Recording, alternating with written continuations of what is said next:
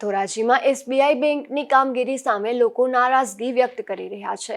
આ બેંકમાં એક જ કેસ બારી હોવાથી લોકોની કામગીરીમાં વિલંબ થઈ રહ્યો છે, જેને લઈને લોકોમાં રોષ વ્યક્ત કરી રહ્યા છે। ધોરાજીમાં ગેલેક્સી ચોક નજીક એકમાત્ર એસબીઆઈ બેંકની શાખા આવેલી છે।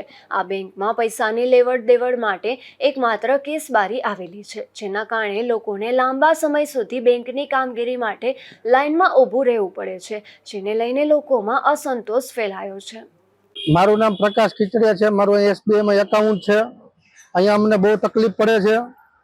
મારે પૈસા જમા કરાવવાના હતા, 1 કલાક મારો વારો આવ્યો।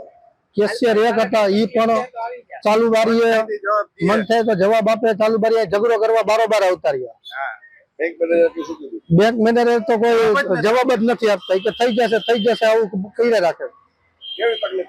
બહુ તકલીફ પડે છે। કસ્ટમર અત્યારે કેટલા મોટી ઉંમરના પણ અંદર એટલા બેઠા છે। બધે કોઈ બાર ગામથી આવ્યા હોય, બધાને જમવાનું તો એવી રીતનું ન હોય ને સાહેબ।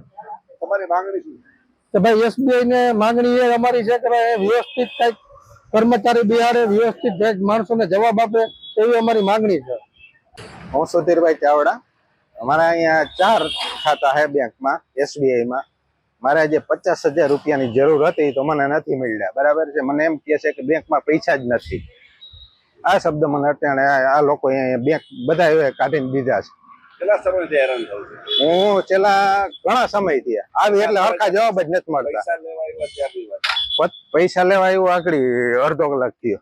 શું તમને અહીંયાથી કીધું? એ કે પૈસા જ નથી બેંકમાં। 50,000 નો તાળા મારી દો ને બેંકમાં, બેંક હું ખોલીને બેઠા હો। કેવી તકલીફ પડે ગ્રાહકોને? બહુ। તમારી શું માંગણી છે? મારી માંગણી એમ છે કે મારા અહીંથી ખાતા જ ક્લોઝ કરી નાખવા। જે જવાબદાર વ્યક્તિ છે એની તો શું કાર્યવાહી થાય? એની ઉપર તમારે જે કરવી કરો।